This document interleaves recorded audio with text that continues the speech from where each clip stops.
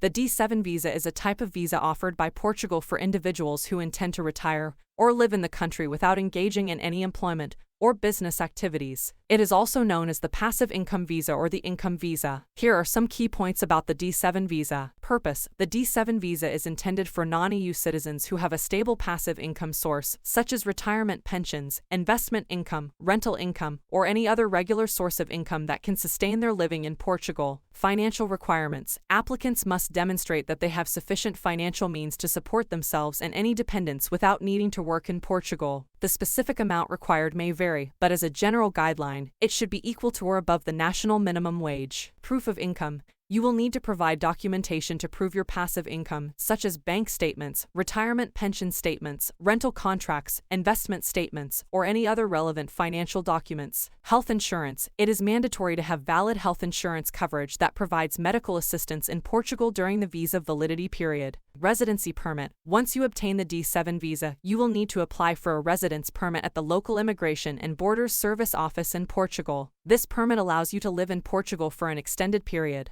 Renewal and permanent residency: the D7 visa is typically issued for an initial period of 1 year. However, it can be renewed for successive 2-year periods, as long as you continue to meet the financial requirements. After 5 years of living in Portugal, you may be eligible to apply for permanent residency or Portuguese citizenship. It is important to note that the specific requirements and application process for the D7 visa may be subject to change, and it is advisable to consult with the nearest Portuguese embassy or consulate in your home country or visit the Portuguese Immigration and Borders Service website for the most up-to-date and detailed information regarding the D7 visa.